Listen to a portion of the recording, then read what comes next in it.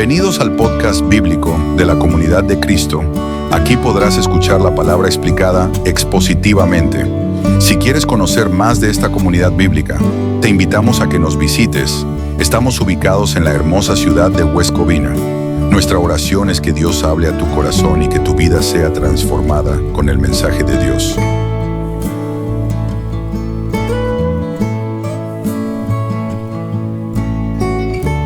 Versículo de 1 al 3 dice lo siguiente: Aconteció después que Jesús iba por todas las ciudades y aldeas, predicando y anunciando el evangelio del reino de Dios, y los 12 con él, y algunas mujeres que habían sido sanadas de espíritus malos y de enfermedades. María, que se llamaba Magdalena, de la que habían salido 7 demonios. Juana, mujer de Chuza, intendente de Herodes, y Susana, y otras muchas que le servían con sus bienes, muchas otras que le servían con sus bienes. Cuando nos acercamos a Lucas capítulo 8, versículo 3, vemos esto como un texto de transición en el ministerio de Jesús. Vemos que en la sección anterior de Lucas capítulo 7, el Señor Jesús perdona sus pecados a esta mujer que humillada viene, se arrodilla a los pies de Jesús y reconoce que Él es el Rey, reconoce que Él es el Señor, reconoce que Él es el Salvador, en contraste con el fariseo, un hombre duro de corazón, un hombre que no se veía como pecador, sino más bien se veía como alguien que tenía la autoridad para evaluar a Jesús, para dudar de Jesús, para tratar de encontrar algo en Jesús que diga que está mal para poder apedrearlo, para poder asesinarlo. Pero vemos que Jesús muestra que el evangelio es para los quebrantados. Y vemos al principio de Lucas capítulo 8 que nos dice que Jesús está proclamando el evangelio del reino. Segundo, nos dice que Él está formando discípulos, pero nos dice que Él estaba predicando y anunciando el evangelio del reino de Dios y no estaba solo, sino el texto nos dice que había 12 con Él. Y tercero, vemos que parte del ministerio de Jesús había personas que apoyaban el ministerio de Jesús. Y acá es interesante que el texto se enfoca ¿en quién? En las mujeres. En las mujeres. Es muy interesante que el ministerio de Jesús, ¿no es cierto?, está fundamentado en lo que el Padre le había dado para que haga su misión. Por eso vemos que Él tenía una agenda establecida. Es decir, Jesús no decía y se levantaba en la mañana y decía, ¿y ahora qué voy a hacer? Jesús tenía una agenda establecida por el Padre de predicar el evangelio. Jesús sabía que en su ministerio terrenal Él estaba preparando hombres para que sigan llevando el evangelio. Y tercero, vemos en este texto que habían personas, específicamente mujeres, que ya no son iguales, fueron transformadas. Y que a través de la transformación que ellas sufrieron a causa de Jesús, ellas forman parte del ministerio de Jesús con sus bienes. Entonces va a ser interesante ver esta transición de cómo Lucas capítulo 8, versículo de 1 al 3, nos va a llevar a toda la parte de la parábola del sembrador, de la lámpara, acerca de, en el capítulo 8, de la verdadera familia, y después vamos a ver en el capítulo 9 y capítulo 10 cómo Dios los envía. Entonces lo primero que quiero que veamos en el texto de esta mañana, para que podamos recuperar ese celo y esa pasión por el ministerio como iglesia, ¿okay? Para que podamos recuperar ese celo y esa pasión por el ministerio que Jesús nos encargó como iglesia. Y lo primero que quiero que veamos en el versículo 1 es el Rey que avanza proclamando. Es el Rey que avanza proclamando. Lo primero que quiero que veamos en esta sección es que el ministerio de Jesús era un ministerio dinámico. ¿Okay? Era un ministerio dinámico. Es decir, Jesús no era estático. Incluso dentro del mismo texto nos dice que aconteció después que Jesús iba por todas las ciudades. Nos dice que iba continuamente, es decir, el ministerio de Jesús siempre estaba en movimiento. Jesús no se quedaba quieto en un solo lugar. Él sabía que su Padre lo había enviado para proclamar que el evangelio de las buenas nuevas del reino de Dios. Es un ministerio dinámico. Nos dice que iba por todos lugares. Nos dice que iba por todas las ciudades. Y nos dice que iba por todas las aldeas. Jesús siempre estaba en movimiento. No era un ministerio estático, era un movimiento continuo, un movimiento habitual. Es decir, Jesús entendía que el evangelio tiene que ser predicado en Jerusalén y en dónde más, en Judea y en dónde más, en Samaria y en dónde más, hasta lo último de la tierra. Y es interesante que Lucas, que es el mismo autor de Hechos, nos demuestra que Jesús empieza con esta tarea que es encargada a la iglesia, de predicar el evangelio, de no estar estáticos. Que tenemos una misión dinámica, un ministerio dinámico. Es decir, el texto nos comienza presentando a Jesús como el rey en movimiento. Como el rey en movimiento. Jesús no se sentó en su palacio. Jesús no se sentó en el trono en ese momento en Jerusalén. Sino que Jesús humildemente comenzó ¿a qué? A servir para salvar a los que estaban perdidos. Jesús no estaba quieto. Era el rey en movimiento. Su ministerio se caracterizó por un dinamismo constante. A Jesús no tenían que despertarle y decirle, hey, es tiempo de predicar el evangelio, Jesús. Yo creo que ya has dormido mucho. Hey, Jesús, como que estás muy parado ahí.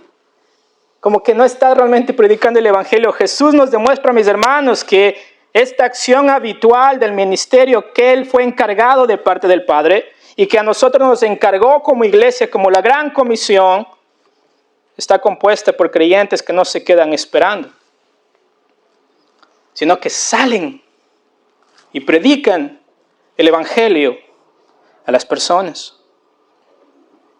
Es interesante que este término, Jesús iba por todas las ciudades, solo aparece aquí en el Nuevo Testamento. Y es interesante que Lucas lo utiliza, comunicando esta idea de un recorrido continuo, de un recorrido exhaustivo, de un recorrido sistemático. Es decir, la misión de Jesús no era al azar. Jesús no estaba inventándose algo. Jesús estaba continuamente yendo donde el Padre quería que Él fuera. Por eso, por ejemplo, en Lucas capítulo 4, versículo 43 nos dice lo siguiente.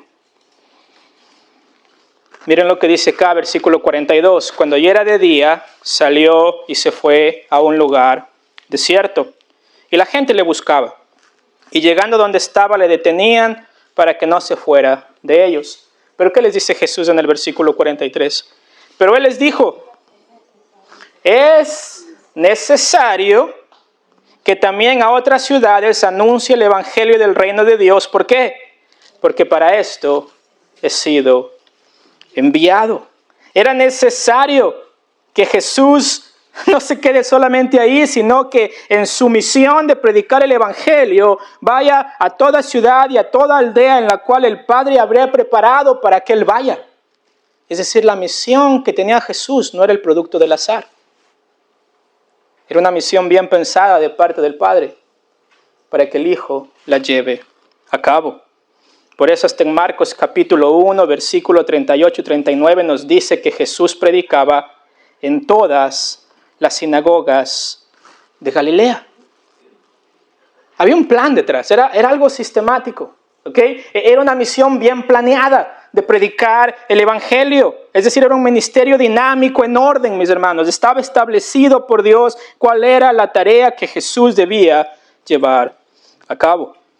Inclusive en Hechos capítulo 8, versículo 4 y 5, nos va a decir que los discípulos de Jesús iban por todas partes anunciando el evangelio. Anunciando el evangelio. Era un ministerio dinámico. Es decir, cuando estamos hablando de que Jesús iba por todas las ciudades y todas las aldeas, estamos resaltando esa conciencia misionera que Jesús tenía de predicar el evangelio. Estamos resaltando esa constancia del movimiento de Jesús, de asegurarse de que está predicando el evangelio, porque esa era la tarea con la cual él había sido enviado. No era un movimiento, no era alguien estático, era alguien dinámico, pero no solamente eso, sino no solamente era un movimiento, un ministerio dinámico, sino era un ministerio con proclamación autoritativa. Era un ministerio con una proclamación autoritativa. Por eso nos dice que él iba, y cuál era la manera en la cual iba. Utiliza dos verbos acá muy hermosos. Dice, predicando, ¿y qué? Y anunciando. Y anunciando, es decir, él iba predicando y anunciando el evangelio del reino de Dios. El avance del rey no es silencioso. ¿Ok? El avance del rey es dinámico, pero no es silencioso. Hay palabras con el avance del rey. Hay un mensaje con el avance del rey. Y estas palabras están descritas por estos dos verbos, predicando y anunciando. Y acá primeramente predicando tiene que ver con esa autoridad detrás de la proclamación. Es decir, esta palabra predicando describe el trabajo del heraldo. ¿Y quién es el heraldo? Es alguien que da un mensaje que fue enviado por el rey para que la gente sepa que viene de parte del rey. Comunicaba mensajes oficiales de parte del rey. Entonces había una proclamación con autoridad. Y por eso vemos que cuando Jesús decía, arrepiéntanse, porque el reino de Dios ha llegado, por ejemplo, en Mateo capítulo 4, versículo 17. Si van conmigo, por favor. Mateo capítulo 4, versículo 17. Recuerden que esto viene después de la tentación, del relato de la tentación de Jesús. Y dice en el versículo 17, desde entonces comenzó Jesús ¿a qué? A predicar y a decir, arrepentíos porque el reino de Dios se ha acercado. Era una proclamación con autoridad. ¿Ok? Era una proclamación con autoridad. Y eso es lo que acompañaba el ministerio dinámico de parte de Jesús. No era un simple consejo. No era un simple comentario. Lucas nos está enfatizando la realidad de que Jesús venía con la misma autoridad de Dios porque Él es Dios mismo en la carne y se centraba en esto, en las buenas nuevas del evangelio. Y por eso nos dice que Él predicaba y anunciaba ¿qué? El evangelio, es decir, Él anunciaba las buenas nuevas acerca de la salvación, acerca de cómo alguien puede ser parte del reino de Dios. Y mis hermanos, había autoridad detrás del mensaje. Había autoridad, había una consistencia en el ministerio y había una predicación autoritativa de parte de Dios. Es interesante que este verbo del evangelio o evangelizar o anunciando las buenas nuevas, si podemos decirlo, este es un verbo, anunciando el evangelio, es un solo verbo y este verbo se utiliza 25 veces en el libro de Lucas. 25 veces se utiliza en el libro de Lucas, demostrando que el mensaje autoritativo tenía como contenido que las buenas nuevas de Jesucristo. Este mensaje del reino. Y por eso Jesús en Lucas capítulo 4, versículo 18, Él dice, porque me ha ungido para anunciar las buenas nuevas a los pobres. En Lucas capítulo 7, versículo 22 dice, y a los pobres es anunciado las buenas nuevas. Y en Hechos capítulo 8, versículo 4, nos dice que los que fueron esparcidos después del asesinato de Esteban, iban por todas partes anunciando el evangelio. Era un mensaje autoritativo, pero eran buenas nuevas. Son buenas nuevas. Son buenas nuevas y por eso las predicamos con autoridad. Es decir, no podemos decirle a alguien, mira, Cristo vino, ¿no es cierto? Cristo vino, se hizo hombre, caminó, vivió una vida perfecta, murió en tu lugar como tu sustituto, pero si tú quieres bien, si tú no quieres también. Mis hermanos, hay una autoridad detrás de las buenas nuevas que no es un consejo solamente. Viene como el único mensaje de parte de Dios para salvar al pecador. Viene como el único mensaje de parte de Dios para salvar al pecador. Este hermoso mensaje de las buenas nuevas, anunciando el evangelio del reino de Dios. Y mis hermanos, es hermoso ver que el rey avanza proclamando las buenas nuevas. Esa es la tarea que él está haciendo. El rey avanza proclamando las buenas nuevas. Y mi pregunta, mis hermanos, para nosotros es ¿cómo nosotros estamos avanzando como iglesia? ¿Cómo nosotros estamos avanzando como iglesia?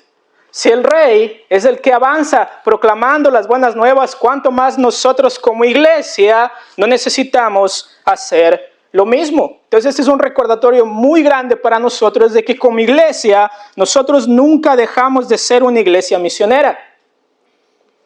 En todo momento nosotros somos misioneros del evangelio de Jesucristo, heraldos del evangelio autoritativo de las buenas nuevas en el lugar en el cual el Señor nos puso.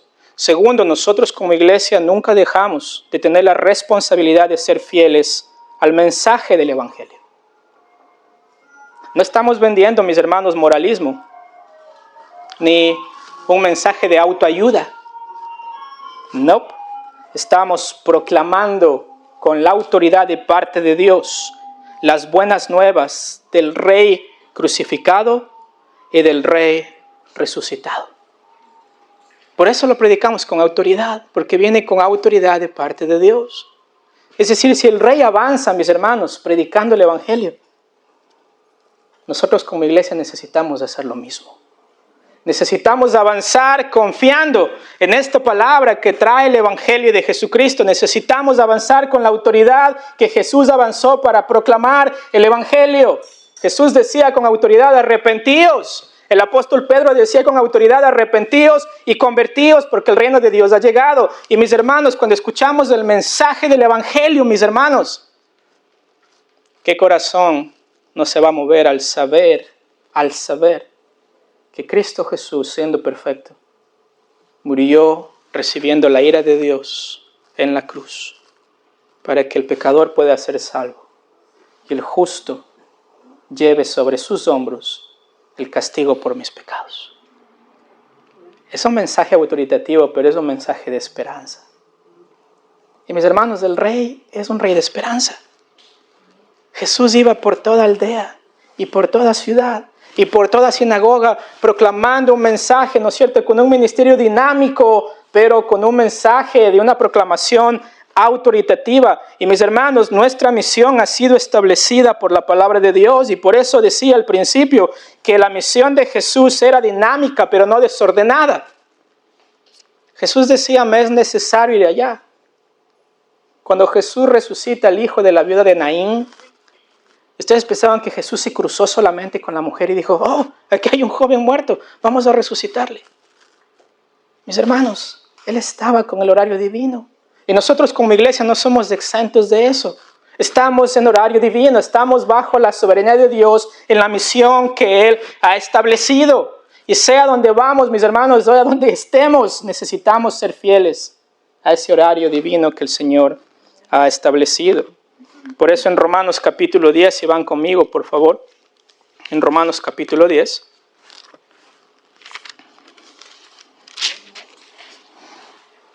Versículo 14, cuando está hablando, ¿no es cierto?, acerca del Evangelio, dice el versículo 14, ¿cómo pues invocarán a aquel en el cual no han creído? ¿Y cómo creerán en aquel de quien no han oído? ¿Y cómo oirán sin haber quien les predique? ¿Y cómo predicarán? Sino que, si no fuesen enviados, como está escrito, cuán hermosos son los pies de los que anuncian la paz, de los que anuncian buenas nuevas.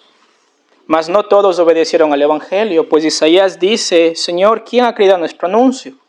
Y acá dice el versículo 17, así que la fe es por el oír y el oír por la palabra de Dios.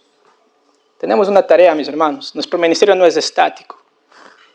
Y mis hermanos, si hemos estado estáticos, solamente sentados, calentando el asiento, necesitamos repensar y reevaluar la manera en la que estamos siendo fieles y obedientes al ministerio que el Señor nos dio como iglesia.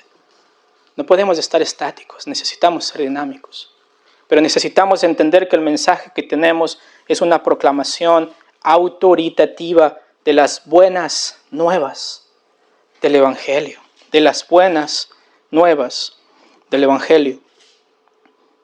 Segundo, primer punto, el rey que avanza proclamando. Segundo, el rey que forma testigos. El rey que forma testigos. Es interesante que previo al envío, previo, ¿no es cierto?, a decirles ir y predicar el Evangelio, es interesante que Jesús pasa tiempo con sus discípulos. Jesús pasa tiempo con sus discípulos. Y acá nos dice en el versículo 1 del capítulo 8 de Lucas, en la segunda parte, nos dice que ellos predicando, Jesús, ¿no es cierto?, andaba predicando y anunciando el Evangelio del reino de Dios. ¿Y quién estaba con él? Los 12. Los 12 estaban con él. Y lo primero que quiero que veamos es primeramente la elección divina. Ustedes saben que los discípulos de Jesús fueron elegidos ¿por quién? Por Jesús mismo, ¿ok? Fueron elegidos por Jesús mismo. En Lucas capítulo 6 vemos que Jesús llama a pescadores, llama a un celote, llama a un cobrador de impuestos. Es decir, llama a estos pecadores, ¿para qué? Para luego transformarlos. Y mis hermanos, debemos de entender esto. Nadie puede venir al Padre si el Hijo no lo trae primero. Y esto es muy importante porque el rey que forma testigos, este rey es alguien que tiene no solamente que elegido, sino que tiene una convivencia con los suyos. ¿Ok? Tiene una convivencia con los suyos. Esto es muy importante. Por eso nos dice el texto que los 12 estaban con él. Una frase tan simple, pero una frase tan profunda. ¿Por qué? Porque subraya la cercanía y la relación que Jesús tenía con sus discípulos. No solamente era enseñar doctrina, sino era asegurarse que la doctrina estaba produciendo efecto en el corazón de sus discípulos. Como nos dice Marcos capítulo 3, versículo 14. Marcos capítulo 3, versículo 13 y 14, es la misma, es el paralelo de Lucas capítulo 6. Nos dice que después subió al monte y llamó así a los que él quiso. Hermoso, llamó así a los que él quiso. Y dice que vinieron a él. Y el versículo 14 dice, y estableció a los 12 para que estuviesen con él. ¿Y luego qué? Y para enviarlos a predicar. Y mis hermanos, ¿saben? Yo creo por qué muchas de nuestras vidas son estáticas. Porque honestamente no estamos con Cristo. Porque honestamente no queremos pasar tiempo con Cristo. Porque nuestra vida se convierte estática cuando pensamos que podemos cumplir la misión de Cristo e ignorar al Cristo que nos prepara para la misión. Esto es muy importante y a veces uno dice, no sé por qué mi vida está pero tan apagada en las cosas del Evangelio. Nos olvidamos de la hermosura de Cristo Jesús. Nos olvidamos de la hermosura del que nos envía. Nos olvidamos de la hermosura de las palabras del que nos prepara. Y acá es hermoso, mis hermanos, que el rey que forma testigos los elige, pero los elige ¿para que qué? Para que estén con él. Para que estén con él. Es decir, el mandato de ir está precedido ¿por qué? Por la transformación del maestro, por la transformación del rey. Y mis hermanos, el Señor Jesús nos indica esto, que la formación de testigos no se da en un vacío, sino se da en la inversión de la vida que Jesús hizo por sus discípulos. Es decir, Él es discípulo antes que ser misionero. Ellos aprenden de Jesús prolongadamente, de su persona, de su carácter, de su misión antes de ser enviados a predicar el Evangelio. Esto es muy importante de reconocer. Porque mis hermanos, Él es el rey que forma testigos. Como les dije, esta frase es breve y los 12 con Él. Pero mis hermanos, describe una presencia cercana de parte de Jesús con los suyos, un aprendizaje de parte de ellos y Jesús enseñándoles, invirtiendo su vida, como decía Marcos, los llamó para que estuvieran con Él. Es decir, para tener una exposición prolongada, no solamente de sus enseñanzas, sino de su misma vida. Él compartió su misma vida con sus discípulos. Y lo vemos eso en la participación que vamos a tener hoy día en la Santa Cena. Es decir, Jesús dando su vida por los suyos. Jesús dando su vida por los suyos. Entonces entendemos que hay una elección divina, pero hay una convivencia transformadora. Una convivencia transformadora. Y mis hermanos, quiero preguntarles esta mañana, ¿cuántos de nosotros realmente pasamos tiempo con Cristo? ¿Cuántos de nosotros realmente tenemos una comunión cercana con Cristo? Porque si no la tenemos, hay un problema. Porque nuestra misión va a ser estática. Nuestra misión va a ser apagada. Vamos a decir, mi tiempo ya pasó. Yo en mi juventud, pastor, no se imagina. Estaba en fuego por Cristo, no había quien me pare, pastor. Pero ahora que estoy ya mayor, ya me jubilé. Me jubilé de la misión. Ese es un peligro, mis hermanos. Nunca nos jubilamos de ser misioneros, de proclamar el Evangelio de Jesucristo. Dentro del judaísmo del primer siglo había esta frase que era el polvo del rabino. El polvo del rabino. Interesante concepto, pero en el judaísmo del primer siglo se decía que el buen discípulo debía caminar tan cerca de su maestro. El buen discípulo caminaba tan cerca de su maestro que el polvo de las sandalias del maestro cubrían al discípulo. Caminaba tan cerca, es decir, lo seguía de tan cerca que comía tierra. Comía tierra porque el polvo que el maestro sacaba al caminar cubría a su discípulo. Había rabinos de la época que decían lo siguiente: seguir un rabino, estos están hablando en el contexto solamente de un maestro, nosotros estamos hablando del rey, ¿Cuánto más no seguir a Jesús? Pero dice, seguir a un rabino significaba vivir con el rabino, compartir la vida con él, participar en todo del estilo de vida del rabino. Un discípulo podía acompañar a su rabino en todas sus rutinas diarias, oración, estudio, debates con otros rabinos, dar limosnas a los pobres, enterrar a los muertos, ir a la corte, etc. Dice, la vida de un rabino estaba destinada a ser un ejemplo vivo de alguien que estaba moldeado por la palabra de Dios. Los discípulos, por lo tanto, dice este hombre, estudiaban no solo el texto de las Escrituras, sino estudiaban también el texto de la vida del rabino. Interesante. Y luego dice lo siguiente: los antiguos judíos tenían un dicho que capta este idea de discipulado y de transformación. Ellos decían lo siguiente: si encuentras un buen rabino, debes cubrirte con el polvo de sus pies y beber con sed de sus palabras. Esta expresión se basaba en un espectáculo bien conocido por los antiguos judíos. Y acá está esta idea de esta frase: los discípulos eran conocidos por caminar detrás de su rabino, siguiéndolo tan de cerca que se cubrían con el polvo que se levantaba de las sandalias. Siguiéndolo hasta que eran cubiertos con el polvo que se levantaba de sus sandalias. Este autor termina diciendo esto: se esperaba que los discípulos siguieran al rabino tan de cerca que estuvieran cubiertos con la forma de pensar, con la forma de vivir y la forma de actuar de su maestro. La forma de pensar, de vivir y la forma de actuar de su maestro.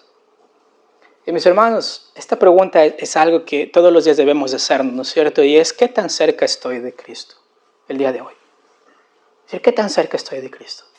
Porque a veces tratamos de predicar el Evangelio, ¿no es cierto? Y les decimos, hermanos, Cristo viene y murió, y luego nuestra vida no se parece en nada a la vida del Maestro. Nuestra vida no se parece en nada a la vida de nuestro Rey. Y tratamos de predicar el Evangelio y tratamos de avanzar como el Rey avanzaba con una proclamación autoritativa, pero nos olvidamos de vivir como el Rey. Nos olvidamos de caminar con el Rey. Nos olvidamos de oler como el Rey. Es decir, tenemos que estar tan empolvados, mis hermanos, de la persona de Cristo, que si alguien nos ve, dice, ¿dónde está Esteban ahí? Yo no lo encuentro, porque está cubierto de su Señor. Y mis hermanos, en posición nosotros tenemos la bendición de estar en Cristo Jesús. Nadie nos puede arrebatar de las manos del Padre. En nuestra santificación progresiva debemos parecernos más a la posición que tenemos. Y el problema, mis hermanos, es que muchas veces ahí es donde nos estamos quedando. Porque queremos avanzar en la misión. Queremos proclamar el mensaje con autoridad. Pero nos olvidamos, mis hermanos, que el Rey forma discípulos. El Rey forma discípulos. Y mis hermanos, esa es la pregunta más grande que nosotros debemos hacernos. ¿Somos realmente discípulos de Cristo o no? ¿Estamos aprendiendo realmente de Cristo o no? Y mis hermanos, esto tiene que ver con estas tres cosas prácticas, creo yo. Primeramente, mis hermanos, hagamos espacios para estar con Cristo Jesús en su palabra. Necesitamos ser intencionales en nuestro tiempo con Cristo Jesús. No podemos delegarlo a nadie, no podemos encargarlo a nadie. Si queremos parecernos más a Cristo, mis hermanos, necesitamos nosotros acercarnos a la palabra de Dios y lidiar con nuestro corazón y parecernos más a Cristo. Esa es la idea, mis hermanos. Segundo, necesitamos también hacer discípulos. Necesitamos hacer discípulos. Dentro de la persona de Cristo Jesús es hermoso ver que Él se multiplicaba en discípulos. Acá eran 12. ¿Ok? Pero recuerden que los 12 luego viene la iglesia y luego se expanden. Todo eso nace del trabajo de Jesús en 12 personas. En 12 personas. Muchos de ellos murieron sacrificados, otros murieron de viejos. Pero mis hermanos, Mateo capítulo 28 nos dice que id y haced discípulos a todas las naciones. El Señor nos dejó una responsabilidad. No solamente de avanzar con una misión clara de proclamar el Evangelio, sino nos dejó con una tarea muy grande de hacer discípulos. Es decir, invertamos tiempo, mis hermanos, intencionalmente y regularmente con la gente con la cual estamos haciendo discípulos. Es decir, ¿cuál es el reflejo de que yo soy un discípulo de Cristo? Es que yo estoy invirtiendo mi vida en otras personas para que también sean discípulos de Cristo Jesús. Y les pregunto, mis hermanos, ¿en quién están invirtiendo ustedes tiempo esta mañana? Para hacerles entender que son discípulos de Cristo Jesús. Para ayudarles a caminar en una madurez cristiana de tal manera que digamos, yo soy un discípulo y el Señor me va a usar a mí para ser otros discípulos de Él, no míos. Y por eso en 2 de Timoteo capítulo 2, versículo 2, les decía el apóstol Pablo a Timoteo, lo que has aprendido de mí, delante de muchos testigos, esto enséñalo a otros. Esto encárgalo a otros. Mis hermanos, el mensaje que tenemos nosotros es tan transformador que no podemos quedárnoslo solamente con nosotros. No solamente avanzamos y proclamamos con autoridad, sino que realmente, mis hermanos, nuestra tarea es hacer discípulos. Si Cristo Jesús lo hizo, mis hermanos, y nos dio el ejemplo, ¿cuánto más nosotros? Entonces necesitamos hacer tiempo para estar con Cristo. Y necesitamos hacer tiempo para invertir nuestra vida intencionalmente para que otros también puedan estar con Cristo. Y mis hermanos, necesitamos ser una iglesia misional. Y recuerden, el invertir tiempo en personas no solamente tiene que ver con el mensaje autoritativo, sino tiene que ver con el carácter nuestro, de cómo ese mensaje transforma nuestra vida y nuestro corazón. Entonces, mis hermanos, Cristo los ha hecho discípulos. Sigamos creciendo en esto y hagamos otros discípulos. Estemos cercanos a Cristo para poder estar cercanos a otros y que podamos ir y ser discípulos en todas las naciones. Acuérdense de este concepto, el polvo del rabino. Caminen tan cerca de Cristo que se parecen cada vez más a Él. Y tercero, porque la proximidad con Jesús, el hecho de ser discípulo, no se queda meramente en una contemplación, sino que rebosa en servicio. Y por eso, tercero, vemos vidas transformadas que sostienen la misión de Jesús. Vidas transformadas que sostienen la misión de Jesús.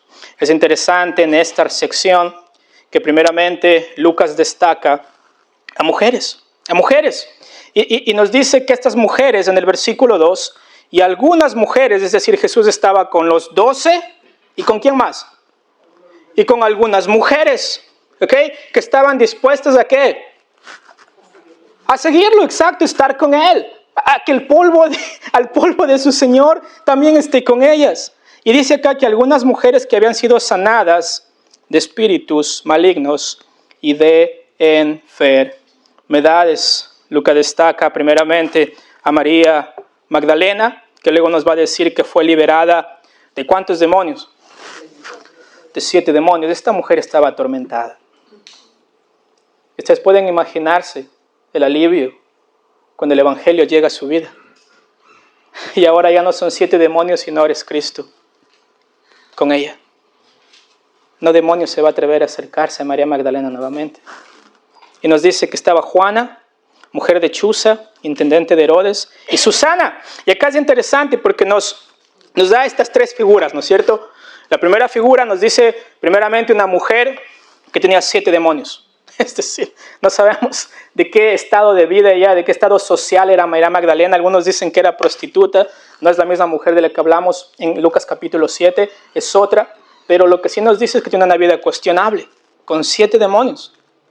O sea, era una mujer que no estaba haciendo la voluntad de Dios, pero simplemente representa a esta mujer que está atormentada, a esta mujer que estaba totalmente esclava del maligno.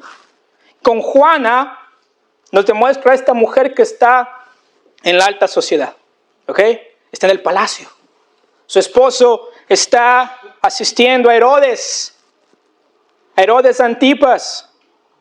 Y tercero nos demuestra ¿a quién? A Susana. Y no nos da ningún detalle de Susana. 0. Solo nos da el nombre. Solo nos da el nombre.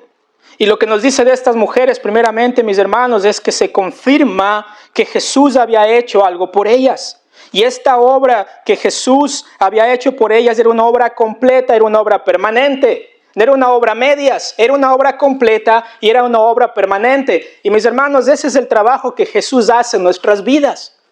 Es una obra completa y una obra permanente. Esa es la idea de Lucas cuando él dice que algunas mujeres que habían sido sanadas de espíritus malos, está indicando que fue completamente, totalmente, verdaderamente. Y luego nos dice que de María habían salido 7 demonios. Y eso enfatiza también la realidad de que completamente ella fue liberada, fue restaurada completamente por la persona de Jesús. Es decir, hay una liberación definitiva y una liberación completa. Mis hermanos, ¿no es así con nosotros cuando venimos a Cristo Jesús? La obra de Cristo no es a medias, mis hermanos. Es suficiente y es completa. Es suficiente y es completa. Y por eso las mujeres van a servir en gratitud a Jesús. ¿Por qué? Porque ven que la obra que Jesús hizo por ellos fue completa y fue suficiente. Por eso nos confirma esa obra sanadora de Jesús, una restauración completa, una victoria total de Cristo sobre el mal. Es decir, María ya no es la endemoniada. María ya no es ahora la pecadora. María ya no es esta mujer la cual era conocida por esta reputación cuestionable, sino ahora María es identificada como ¿quién? Como una discípula de Cristo Jesús. Es impresionante esto.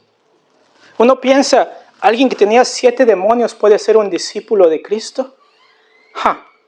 El poder transformador de Cristo Jesús dice que sí. Él puede transformar a cualquier persona que viene a Él en arrepentimiento y en fe. Es decir, esta mujer, mis hermanos, llegó no solamente a ser una testigo de Cristo Jesús en cuanto a seguirlo, sino que ya fue una de las personas que estuvo al lado de la cruz. Cuando todos los hombres corrieron y solamente Juan estaba ahí con María, la madre de Jesús. ¿Quién está ahí? María Magdalena. Una mujer transformada. Una mujer que realmente entendió lo que significa seguir a Jesús, lo que significa que sus pecados han sido perdonados, lo que significa que ha sido liberada del poder y del control del mal, lo que significa que Cristo es el victorioso sobre el mal, sobre su pecado, y que ahora ella es libre. ¿Para qué? Para servir al Rey, para servir a su Señor. Que hoy eres libre y es perdonada para ser un discípulo verdadero de Cristo Jesús. Y luego nos habla de Juana, la esposa de Chuza. Chuza dice que era el administrador de Herodes Antipas. Y eso nos demuestra, mis hermanos, que esta proclamación autoritativa no se limitaba solamente a las masas, sino que penetró en los círculos de poder. Nos dice que este hombre, Chuza, era el intendente, el administrador, es decir, era un alto funcionario, un alto mayordomo que supervisaba los bienes y asuntos de un monarca. Juana estaba dentro del círculo cortesano de Herodes Antipas. ¿Y saben quién era Herodes Antipas? Es el mismo que en Lucas capítulo 9, versículo 9, manda que le corten la cabeza a Juan el Bautista. Y uno dice, pobrecito Juan el Bautista, pero él predicó el Evangelio. Y ahora el dinero que Herodes Antipas está pagando a Chuza por su trabajo está siendo invertido por Juana en el avance del Evangelio. Es la ironía del mundo. La ironía del mundo. Mis hermanos, Dios utilizó a Juan el Bautista para predicar el Evangelio. Y quién sabe si fue el testimonio de él, delante de Herodes, el que hizo que Juana viniera al Evangelio. Pero lo que vemos, mis hermanos, es que Herodes Antipas quiso acabar con el Evangelio. Pero ahora el dinero que él está dando está sirviendo para que Cristo siga predicando, para que los discípulos sigan predicando. Y ahora Herodes Antipas, un mundano, el Señor tomó de sus recursos para que la iglesia y el Evangelio sigan avanzando. Mis hermanos, no hay barreras para el Evangelio de Cristo Jesús. No hay barreras. Y el Evangelio penetra, mis hermanos, en las áreas. El Evangelio de Cristo llega a los palacios como a todos los lugares de la baja sociedad. Lleva a los ricos, a los pobres, a los enfermos, a los sanos. Y por eso inclusive cuando dice Susana, tenemos una hermana Susana acá con nosotros, pero no es la misma. Pero dice Susana, solo se menciona por nombre. ¿Por qué? Porque Susana representa esta anonimidad de esta mujer que no tiene apellido, no tiene posición, pero era preciosa ¿para quién? Para Cristo. Y fue una discípula de Cristo, mis hermanos, y junto con María Magdalena, María la madre de Jacobo, vemos que también Juana, no Susana, pero Juana, aparece en la resurrección de Jesús en Lucas capítulo 24, versículo 10. Estas mujeres estaban caminando de cerca con Jesús, mis hermanos. Es decir, había una permanencia de la obra completa de Jesús que estas mujeres sabían. Que si Jesús nos salvó, si Jesús nos liberó, ¿estamos libres para qué? Para servirle a Él con todo lo que nosotros somos y tenemos. Y mis hermanos, mis hermanas, ustedes como mujeres, y déjenme mirar a los ojos a todas ustedes, porque el Señor las puede usar grandemente. Pero necesitan ser discípulos de Él. Necesitan estar cerca de Él. Necesitan reconocer que Cristo les perdonó, que Él murió en su lugar. Porque cuando entendemos eso, mis hermanos, miren lo que dice acá. Dice que estas mujeres y otras, muchas, ¿qué hacían con Jesús? Les servían con sus bienes.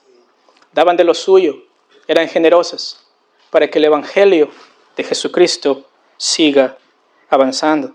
Mis hermanos, el alcance del discipulado de Jesús es tan impresionante, que en el judaísmo del primer siglo la mujer no estaba obligada ni al estudio de la ley, ni podía ser testigo en un juicio, ni podía ejercer cargos públicos.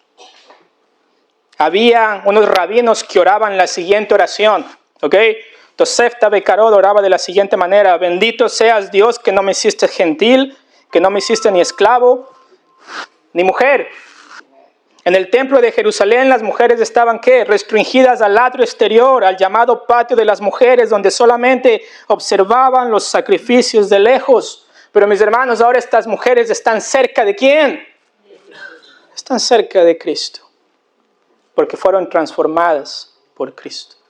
Entonces, mis hermanos, la única manera que pueden estar con Cristo es si vienen a Él primeramente en arrepentimiento y fe. Si entienden el Evangelio de que Cristo Jesús murió en su lugar y resucitó en su lugar y ahora está intercediendo en nuestro lugar. Ese Evangelio tan hermoso de Jesucristo que demanda una respuesta humilde de parte nuestra de venir a Él. El alcance del discipulado, mis hermanos. Uno dice una mujer endemoniada de 7 demonios. Pastor, esa mujer que ni se asome por la iglesia, porque ¿qué hacemos con una mujer así, no? Pero mis hermanos, el poder de Cristo para transformar una mujer que estaba en desesperanza. Mis hermanos, el Señor las puede usar tan grande a ustedes. Y yo les digo, es impresionante cómo las mujeres estaban al lado de la cruz, pero porque estaban siguiendo a Cristo. No seguían una posición. Ellas querían seguir el orden que Cristo había establecido para ellas en la misión. Y mis hermanos están en la tumba. Ellas son las primeras que llegan a la tumba. Se dan cuenta que Cristo no está. Se le aparece María Magdalena a Jesús. Y mis hermanos, es hermoso ver cómo son discípulos de Cristo Jesús. Y mis hermanos, necesitamos entender esto, tanto hombres como mujeres. ¿Por qué? Porque solamente alguien que entiende esto, alguien que entiende el alcance del discipulado de Jesús, alguien que sabe que si hemos sido transformados por Jesús, si hemos sido perdonados, es como en Lucas capítulo 7, cuando esta mujer viene y llora y lava los pies de Jesús, y Jesús le dice al fariseo esta parábola de ¿quién es el que ama más? ¿Al que se le perdonó más o al que se le perdonó menos? Y el fariseo dice, al que se le perdonó más, ama más. Y acá vemos unas mujeres que entienden la magnitud de su pecado delante de su Señor, se arrepienten de sus pecados por la maravillosa obra de Dios en su corazón, porque escuchan el Evangelio glorioso de Cristo Jesús y son transformadas. Y luego nos dice el texto que ellas servían a Jesús con sus bienes. Esta idea es que servían continuamente. El servicio era habitual y era algo sostenido.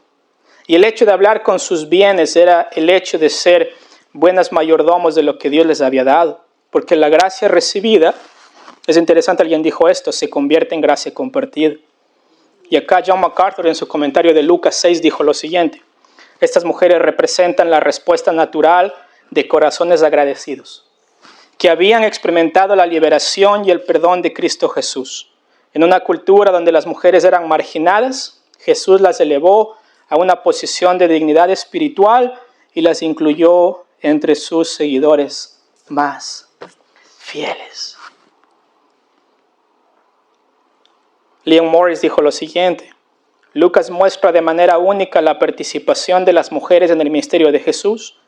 No aparecen como figuras decorativas, sino como seguidoras comprometidas que contribuyen de forma real al sustento de la misión de Jesús.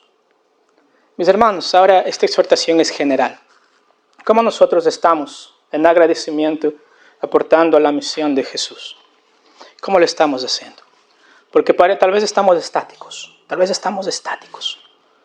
estamos simplemente sin entender la magnitud del perdón de nuestros pecados. Pero alguien que entiende esa magnitud, mis hermanos, le va a faltar pies y manos para servir a su Señor. Le va a faltar horas en el día para servir a su Señor. Va a tener un deseo tan grande de servir a su Señor porque su corazón está rebosando de alegría y están dispuestos en gratitud a expresar un servicio concreto a su Señor. Es decir, no dar sobras, sino participar con lo que el Señor les ha dado en el avance del Evangelio del reino de Dios. Por lo tanto, primera cosa, dispone en tu corazón servir al Señor con lo que Él te ha dado. Primera cosa, dispone en tu corazón servir al Señor con lo que Él te ha dado.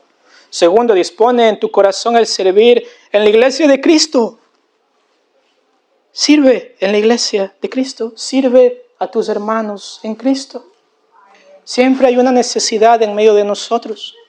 Y mis hermanos, el que tiene un corazón agradecido, como dije, le va a faltar horas en el día para servir a sus hermanos en amor. ¿Por qué? Porque entiende la magnitud de la transformación que recibió de parte de Cristo Jesús. Entonces, mis hermanos, para cerrar, Jesús avanza, el Rey avanza, proclamando las buenas nuevas. El Rey forma discípulos y el Rey transforma. Por lo tanto, nosotros como iglesia, a través del Evangelio, de estas buenas nuevas, debemos movernos en la misión. Debemos hacer discípulos y debemos servir con gratitud. Mis hermanos, esa es mi oración esta mañana. Que podamos ser una iglesia misionera, pero en el orden correcto. En el orden correcto. Primero, estar con Cristo, para luego ser enviados por Cristo. No tratemos de invertir el orden que Dios ha establecido en su palabra. Entendemos que tenemos que ser más como Cristo, pero necesitamos primero estar cerca de Cristo. Y cuando estamos cerca de Cristo, entendemos la magnitud del perdón de nuestros pecados y nuestro corazón rebosa en agradecimiento para servir a nuestro Dios sin impedimentos. Por amor a lo que Él ha hecho por nosotros. Amén. Vamos a participar de la Santa Cena esta mañana. Gracias por habernos escuchado. Esperamos que este mensaje nos ayude a parecernos más a Cristo. Deseamos que Dios bendiga tu vida con su palabra. No olvides suscribirte a nuestro canal de YouTube, activar la campanita para que seas notificado cuando haya un video nuevo y regalarnos un me gusta.